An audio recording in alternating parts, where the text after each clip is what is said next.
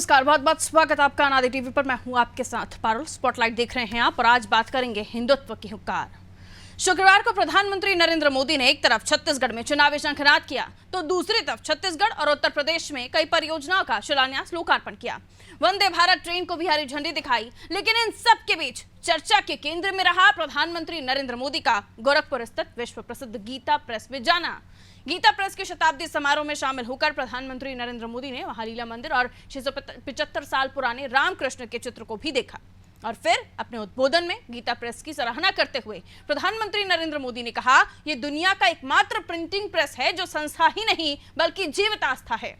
मानव मूल्य को बचाने के लिए गीता प्रेस जैसी संस्थाएं जन्म लेती हैं, जिन्होंने अपनी पुस्तकों से समर्पित नागरिकों का निर्माण किया है। ज्यादा दिन नहीं बीते जब गीता प्रिंटिंग प्रेस को मोदी सरकार ने 2021 के गांधी शांति पुरस्कार से नवाजा था। उस समय कांग्रेस ने केंद्र सरकार के इस कदम का पुरजोर विरोध किया था और गीता प्रेस को सम्मानित किए जाने को नाथूराम गोडसे को सम्मानित किए जाने जैसा बताया था। हालांकि कांग्रेस के इस विरोध में भी अंतर्विरोध पैदा हो गया। यूपी के प्रमोद कृष्णन जैसे कांग्रेसी नेताओं ने इस विरोध को नाजायज करार दिया था। अब प्रधानमंत्री नरेंद्र मोदी ने गोरखपुर प्रिंटिंग प्रेस जाकर एक तरफ कांग्रेस को जवाब दिया है तो दूसरी तरफ हिंदुत्व के प्रति भाजपा के संकल्प को दोहराया है। ये भारत के किसी भी प्रधानमंत्री का गीता प्रेस का पहला दौरा है। पीएम मोदी का यह दौरा पूर्वांचल की सीधे 26 लोकसभा सीटों पर असर डाल सकता है। तो क्या भारत के घर घर तक पैठ बनाने वाले गीता प्रेस जाकर मोदी ने हिंदुओं के दिल में भी जगह बनाने की कोशिश की है? इस सवाल का जवाब तलाशने की कोशिश होगी, लेकिन उससे पहले सुनते हैं कुछ प्रतिक्रियाएं।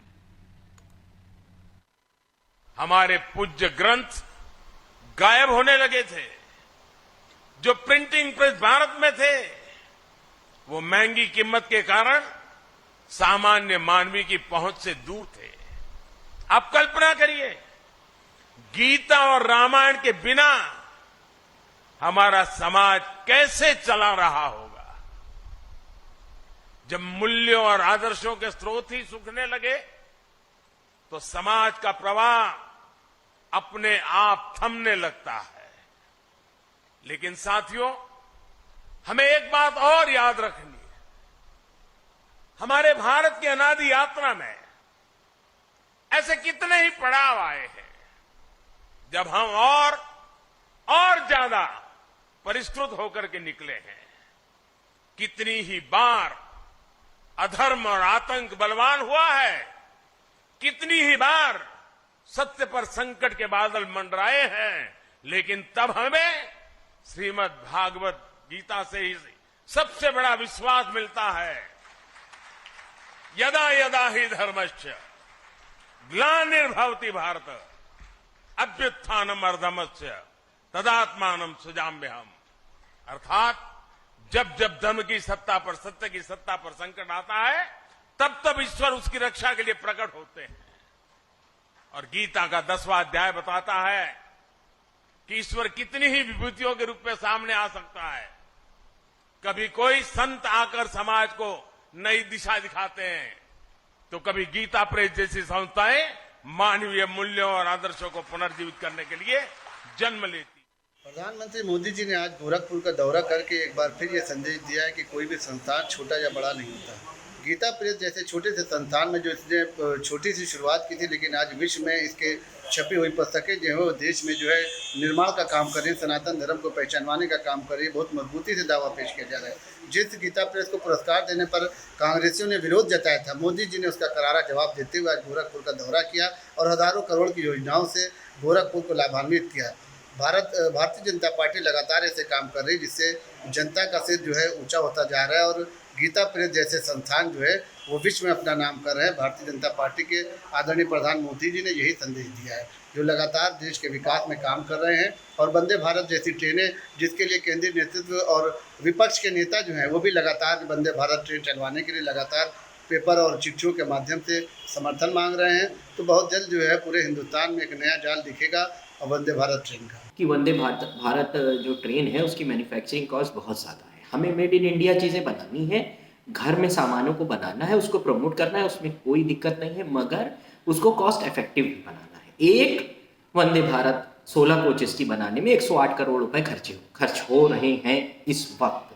और लिंक हॉफमैन जो पहले से कोचेस बना के भेजती रही है, जर्मनी की कंपनी है, उसमें जो शताब्दी के डब्बे लगे हुए हैं उतनी ही डब्बों को चलाने के लिए 55 करोड़ रुपए ही खर्च होते हैं। तो इसका मतलब है कि डबल रेट में हम बना रहे हैं, उस पर भी काम करने की रेलवे को जरूरत है, ना कि प्रधानमंत्री उसका क्रेडिट लेते रहें।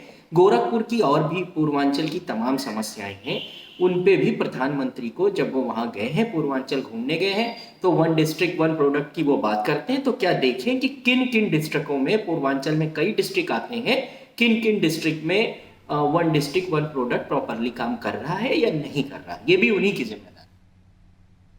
तो देखिए, तमाम चीज़ें हैं जो इस दौरे के बाद अब राजनीतिक प्रतिक्रियाओं का दौर तो शुरू होगा ही, लेकिन प्रधानमंत्री नरेंद्र मोदी ने पूर्वांचल से उन 26 सीटों को लेकर सीधा टारगेट किया है, जहां पर हम देख रहे हैं एक तरफ गीता प्रेस को लेकर भी वो बात करते हुए नजर आ। और से पहले थोड़ा सा देख लीजिए तो शांति पुरस्कार को लेकर विरोध भी सामने आया था।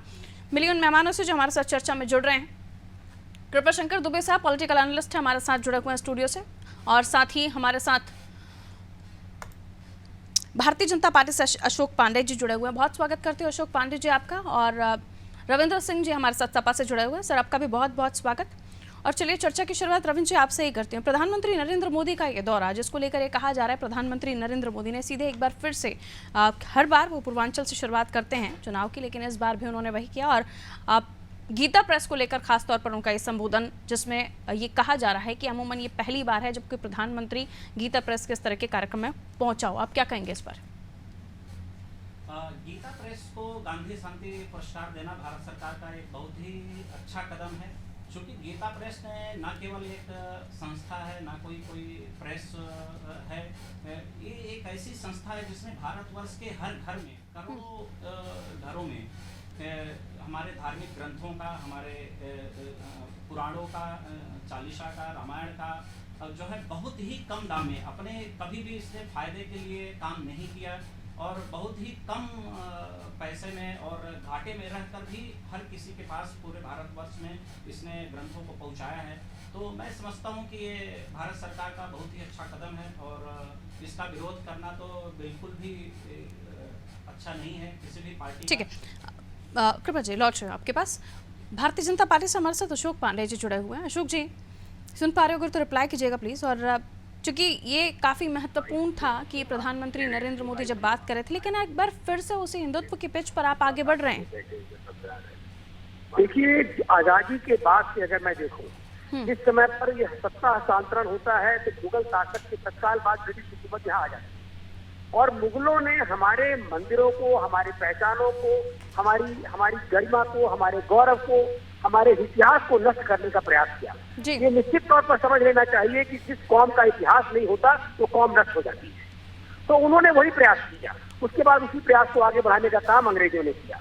ऐसी परिस्थिति में आजादी के पूर्व से ही उन ग्रंथों को संकलित करने का काम, और उन ग्रंथों को संकलित करके साहित्य को जिंदा रखने का काम, पुराणों को, वेदों को, गीता को, रामचरितमानस को, हनुमान चालीसा को, इनको जीवित रखने का काम और इनको प्रकाशित करके जन जन तक पहुंचाने का काम हनुमान प्रसाद पोद्दार जी ने किया। और आज वो हनुमान प्रसाद पोद्दार जी जिन्होंने कभी कोई सरकारी सहायता नहीं ली, लेकिन जवाहरलाल नेहरू जी ने सदा उनका विरोध किया और उनको कार्य करने से हमेशा बाधा पहुंचे। यहाँ तक कि जब लाल बहादुर शास्त्री जी उनसे मिलना चाहते थे, तब उनकी बेटी इंदिरा गांधी ने उनको मिलने तक नहीं दिया। तो ये जो दोहरी राजनीति है कि एक को साधो और दूसरे को डांटो, ये नहीं चलने वाला था। प्रधानमंत्री नरेंद्र मोदी जी ने आज इसके लिए जो कुछ भी कहा है, उससे पूरा हिंदू समाज गौरवान्वित है, क्योंकि आज सस्ते दरों पर, उन उचित मूल्यों पर, जिस मूल्य पर आज साहित्य उपलब्ध कराया है, उसके लिए पूरा सवाल मेरा ये था कि दोबारा इस बार जब लोकसभा चुनाव में जाएंगे तो हिंदुत्व की पिच पर ही जाएंगे? हिंदुत्व कोई मुद्दा नहीं है, ये भारत का बंटवारा ही, ये तो मीडिया कर रहा है, हिंदू और मुसलमान मीडिया कर रहा है, भारतीय जनता पार्टी नहीं कर रही है। भारतीय जनता पार्टी तो अपने अवमूल्यों और मूल्यों की बात कर रही है कि जो बंटवारा हिंदुस्तान का हुआ था वह जाति के आधार पर ही हुआ था, मजहब के आधार पर हुआ था, हिंदू और मुसलमान पे हुआ था। उसके बाद अगर यहाँ पर दूसरे लोगों को पर्सनल लॉ चाहिए कि हमारा व्यक्तिगत नीति होनी चाहिए, हमारा व्यक्तिगत लॉ होना चाहिए, हम अपनी मनमानी करने की छूट होनी चाहिए, महिलाओं पर अत्याचार करने की छूट होनी चाहिए, तो उसके खिलाफ भारतीय जनता पार्टी है। एक देश में ठीक है, फॉर्मूला वही, अंदाज नया, ऐसे कह सकते हैं ऐसे, क्योंकि हर बार इसी तरह से आप आगे बढ़ते हैं। और 26 सीटें जिसको खास तौर पर आप इस बार लेकर चल रहे हैं, आने वाले हम समय में कुरान देखना, और हालांकि कंप्यूटर एक पूर्वांचल साथ को लेके लेकर चलना चाहते हैं। जी जी कुरान और पूर्वांचल कंप्यूटर एक साथ। Okay, coming back to you sir, वापस आ रही हूँ आपके पास। रविंद्र जी हमारे साथ जुड़े हुए हैं सभा से। रविंद्र जी, पहले गीता प्रेस को जो शांति पुरस्कार दिया जा रहा था उसको लेकर विरोध हो रहा था, और प्रधानमंत्री नरेंद्र मोदी ने उसको भी लेकर कटाक्ष किया और बताया कि किस तरह से गीता प्रेस इम्पोर्टेंट है। इसको लेकर आप लोगों की तरफ से कहा जा रहा है कि पूर्वांचल से जब वो हुंकार भर रहे थे तो पूर्वांचल की स्थितियों को भी देखें, क्या कहिएगा रविंद्र जी? गीता प्रेस के बारे में जो भारतीय जनता पार्टी का झूठ इंडस्ट्री फैला रही है वो पूरी तरीके से झूठ है। अभी भारतीय जनता पार्टी के जो प्रवक्ता ने बताया श्री गीता प्रेस जी के बारे में, वो भी झूठ है। इसकी स्थापना स्वर्गीय जय दयाल गोलिका जी ने किया था, ना कि श्री हनुमान प्रसाद पोद्दार जी ने। श्री हनुमान प्रसाद पोद्दार जी कल्याण नाम की एक पुस्तिका निकाली जाती थी, उसके संपादक थे। ये जो झूठी इंफॉर्मेशन देते हैं, कि झूठी इंफॉर्मेशन देने के लिए यही जिम्मेदार है। और जो गीता प्रेस और श्री हनुमान प्रसाद पोद्दार जी का गीता वाटिका बना हुआ है, वो जमीन राजा साहब मनकापुर की है, और राजा साहब मनकापुर पार्टी के कांग्रेसी थे। तो इन लोगों को ये नहीं मालूम है। फिर दूसरी बात, जो जिन्होंने स्थापना किया गीता प्रेस का, स्वर्गीय जयदयाल गोयनका जी के परिवार के खिलाफ में भारतीय जनसंघ हमेशा खड़ा रहा। आज ये जितनी बातें बोलते हैं, मोदी जी को सच तो बोलना ही नहीं है। एक बात भी जो उन्होंने अपने पूरे इस 9 साल के जीवन काल में सच बोला हो, तो स्वर्गीय जयदयाल गोयनका जी का लगातार विरोध करते रहे। इतना विरोध करते रहे, जब श्री गोरखनाथ मंदिर खड़ा होता था गीता प्रेस के साथ में अखिल भारतीय हिंदू महासभा की तरफ से, तो तब भारतीय जनसंघ विरोध किया करता था। इन बातों के लोग भूल जाते हैं और झूठ बोलते हैं, क्योंकि मैं वहीं से जुड़ा हुआ व्यक्ति हूँ, मैं इन बातों को जानता हूँ। सम्मान क्यों नहीं दिया? आप लोग तो यहाँ पर हर प्रत्येक वर्ष यहाँ सम्मान देते थे। झूठ बोलने वाला प्रश्न लोगों को सम्मान देते थे। झूठ बोलने वाला प्रश्न नहीं बोल सकता जब आपको जानकारी नहीं है। आपने उनको यश भारती क्यों नहीं दिया? ये तो मुलायम सिंह के हाथ में था। ये तो मुलायम सिंह यश भारती बजरिया को देते थे, बजरिया को देते थे, बजरिया को देते थे, जो उनके आंगन में नाचते थे। किसी के बारे में नहीं है, किसी के बारे में नहीं है। जो उनके आंगन में जानकारी नहीं है तो क्या बोलिएगा? भारती देते थे। एक सेकंड, आपने क्यों नहीं दिया? वापस आइए। आपने उनका रुक जाइए अशोक पांडे जी, अशोक पांडे आप लोगों को सम्मान जी, एक क्यों नहीं सेकंड किया? रुकिए। सम्मान देने में आपको आता नहीं है। जो आदमी अपने पिता का सम्मान नहीं कर सकता तो किसी का क्या सम्मान करेगा? ठीक है, उसको बहुत ही सम्मान स्मार्टली, नहीं आता। एक सेकंड इस बात रुक को जाइए बात करूंगी। अशोक जी एक सेकंड रुक जाइए। बहुत ही स्मार्टली आपको अपनी पेज पर भारतीय जनता पार्टी आखिर ले आई रविंद्र जी, और अब आप उसी कड़ी में आगे भी जवाब दे रहे हैं कि क्या सही और क्या गलत है। आप मानते नहीं है कि तमाम मुद्दों को लेकर आप लोग जब बात करते हैं कि इन मुद्दों पर बात नहीं हो रही, बेरोजगारी महंगाई पर बात नहीं हो रही, और फिर जब इस तरह के मुद्दे सामने आते हैं, क्योंकि प्रधानमंत्री नरेंद्र मोदी गीता प्रेस को लेकर बात कर रहे थे और दिए गए पुरस्कार को लेकर बात कर रहे थे, और आपको अब बात करनी पड़ रही है उस पर, आपकी पॉलिटिकल स्ट्रैटेजी जीरो हो जाती है। अभी इनके हिंदुत्व पे बात करते हैं हम। इन्होंने ये हिंदुत्व के नकाब ओढ़ के हिंदुओं को मूर्ख बनाते हैं। तो पहले मैं बताऊं, जो 92 में इन मुद्दों का आप टेक इट इजी नहीं लेते? आपको भी लगता है कि 26 सीटों पर फर्क पड़ जाएगा? 26 सीटें नहीं, 27 सीटें हैं। 27 सीटों का भी ब्यौरा सुन लीजिए। 27 सीटें जो पूर्वांचल में हैं, उसमें से 5 सीटें हमारे गठबंधन ने जीता था, और 5 सीटें ऐसी थी जहां मार्जिनल जीत इनकी हुई थी। मछली शहर, चंदौली, सुल्तानपुर, श्रावस्ती और बस्ती में। तो 10 सीटें तो इनकी ऐसी ही हैं। अब तक के दौरों का, प्रधानमंत्री के अब तक के दौरों का फर्क पड़ा है मतलब वहां पर? अब तक प्रधानमंत्री आज जो दौरा करके झूठ बोले हैं उसका भी सुन लीजिए अगर आप सुनना चाहती है तो। प्रधानमंत्री जी ने वहां पर कहा है कि हमने स्वास्थ्य में बड़े काम कर दिए, आयुष्मान कार्ड भेजे जा रहे हैं, मतलब 9वें साल में आयुष्मान कार्ड भेजे जा रहे हैं उनके। फिर उन्होंने कहा कि बहुत स्वस्थ प्रदेश बनाएंगे। उन्हीं का नीति आयोग कहता है कि उत्तर प्रदेश स्वास्थ्य में 19वें नंबर पे है। ये सरकार कोरोना के बाद से, सुन लीजिए एक मिनट, जो कही रही है सुन लीजिए, कोरोना के बाद से टीबी के मरीजों को 500 रुपया दिया जाता था, वो भी नहीं दे पाए, और अपने प्रचार में 7,000 रुपए खर्च कर दिए। ना बेरोजगारों को बेरोजगार दे पाए, ना गरीबों का सम्मान कर पाए, और गरीबी में फिर उन्होंने मुद्रा योजना की बात बताई। अगर मुद्रा योजना से लाभ हुआ होता तो भारत की प्रति व्यक्ति आय बढ़ती, नहीं बढ़ी। उत्तर प्रदेश की शंकर जी, लौट जाइए सर आपके पास, अभी टाइम है हमारे पास, दोबारा आ जाऊंगे आपके पास। कृपा शंकर जी, जाहिर है कि अब ये मुद्दा जब उठा है तो दूर तक जाएगा ही, और दोनों ही दल इसे अपने तरीके से ले रहे हैं, लेकिन सीधे तौर पर इलेक्शन मोड में भारतीय जनता पार्टी और जो उनका फेवरेट टॉपिक है उस पर लेकर आगे बढ़ती हुई, कितना फायदा इस बार इस पूर्वांचल में प्रधानमंत्री नरेंद्र मोदी के इस दौरे को लेकर होगा? आने वाले समय पर भी वो आएंगे, जाहिर सी बात है, लेकिन जो शुरुआत की है उसका कितना इम्पैक्ट पड़ने वाला है? देखिए, आने वाले समय में तो इसका प्रधानमंत्री मोदी जी और उनकी पार्टी भारतीय जनता पार्टी को काफ़ी फायदा मिलने वाला है।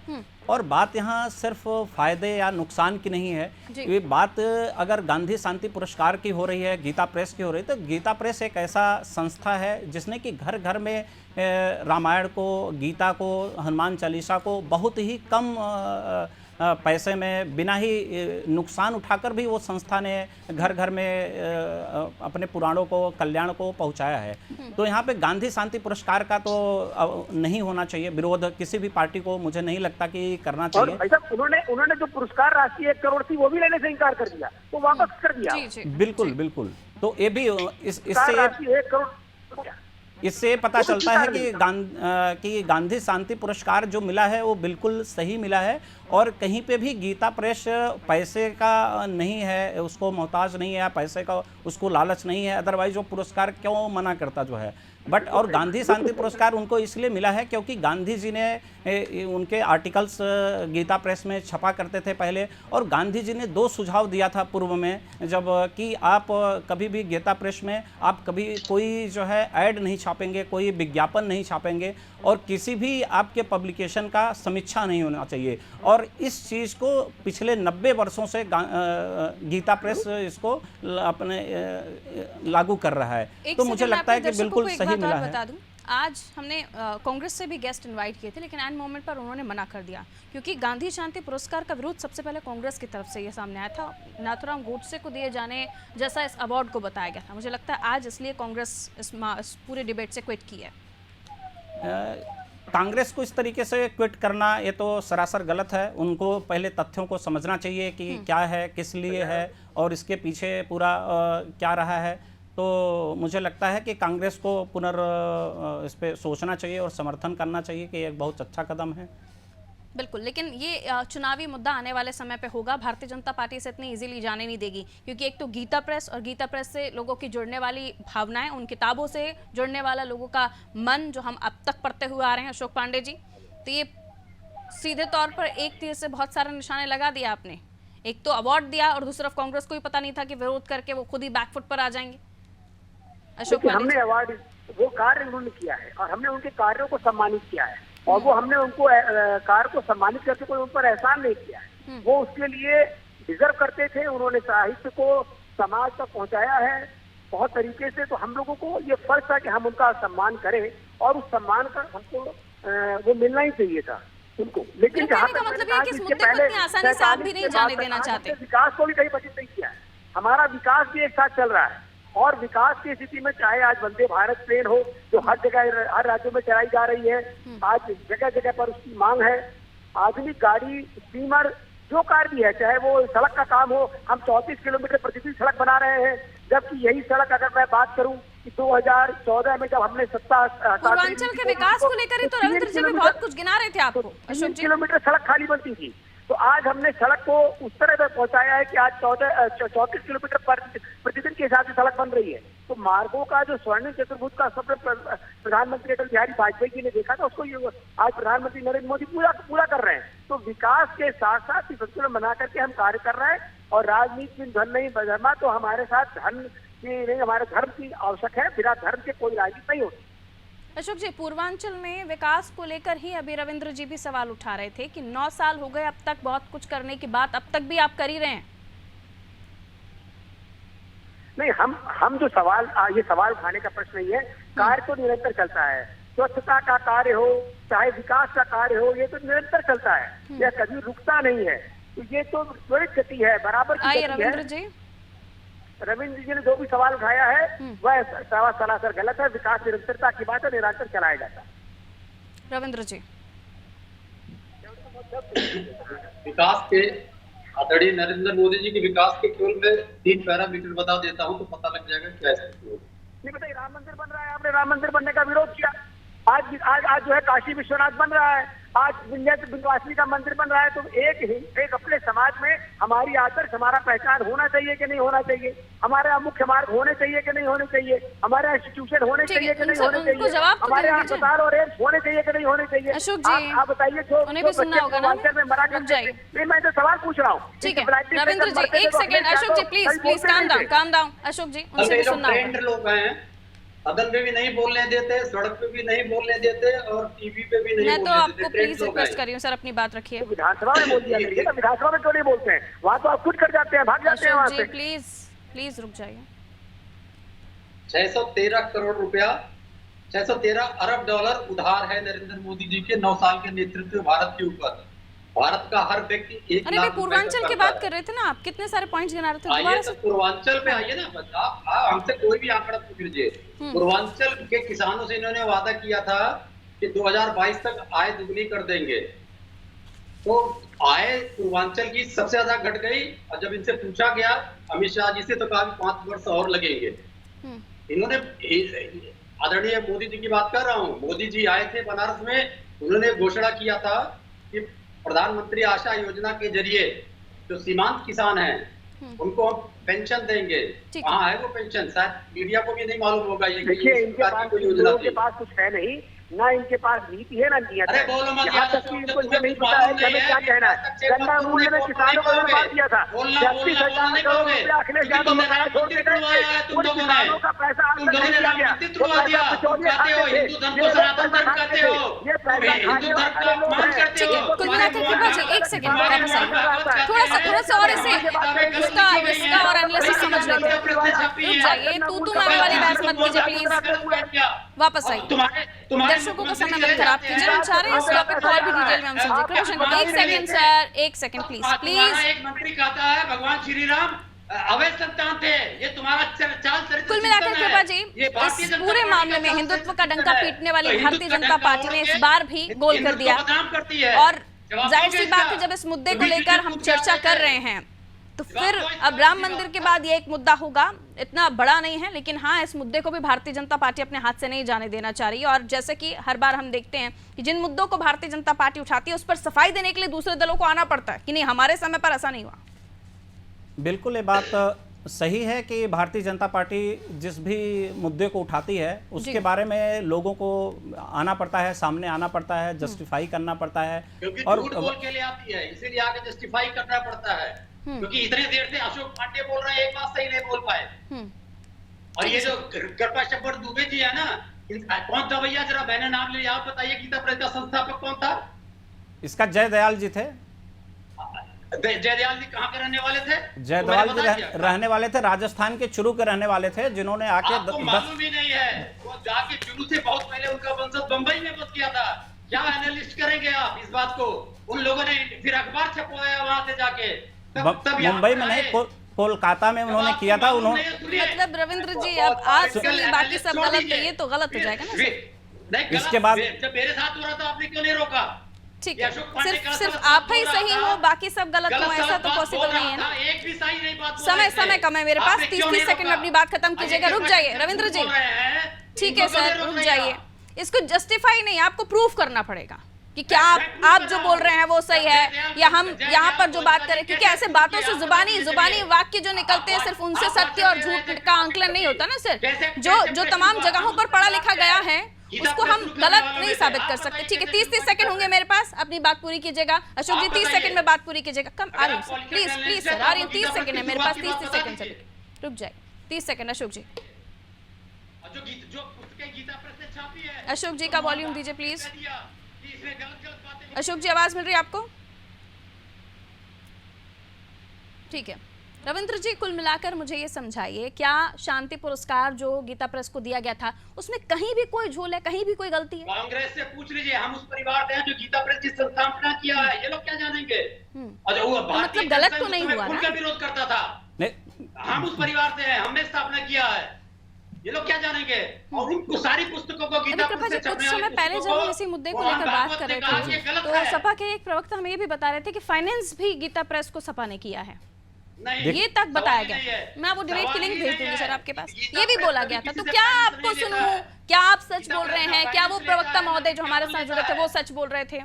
कुछ नहीं कह सकते। तो मैं कह रहा हूँ गीता प्रेस ना फाइनेंस लेता है ना विज्ञापन, क्योंकि हमें ये भी कहा गया था उस वक्त डिबेट में। कृपा जी अपनी बात प्लीज रख लीजिए, समय कम है मेरे पास। 67 में कठिन परिस्थितियां आई थी गीता प्रेस के लिए, जब कृपा जी कहिए प्लीज। गीता प्रेस को गांधी शांति पुरस्कार देना आप उसका आप विरोध कर रहे हैं, उसको वो गलत है। उसने जो काम किया है, जो देश के लिए काम किया है, जो समाज के लिए काम किया है, घर घर में कम से कम सस्ते दामों पे जो है बिल्कुल पहुंचाने का काम किया है, चाहे वो हनुमान चालीसा हो, चाहे रामायण हो। आज की डेट में अगर कोई भी जितना रामचरितमानस मात्र 150 रुपये मिलता है, यदि उतनी मोटी बुक आप कोई भी लेने जाएंगे बाजार में किसी भी सिलेबस का, किसी भी सब्जेक्ट का, तो 500-600 रुपये मिलेगी या 1000 रुपये में मिलेगी। उसकी प्रिंटिंग कास्ट भी शायद उसमें निकल पाती है, नहीं निकल पाती है। वो कैसे मैनेज कर रहे हैं? समाज के हित में हिंदुत्व को घर घर तक पहुंचाने, उन तमाम किताबों को जिससे हमारे संस्कार जुड़े हुए हैं, उन तमाम किताबों को घर तक पहुंचाने का काम कर रहे थे, वो भी उस दाम में जो शायद उस किताब का मूल्य भी नहीं था।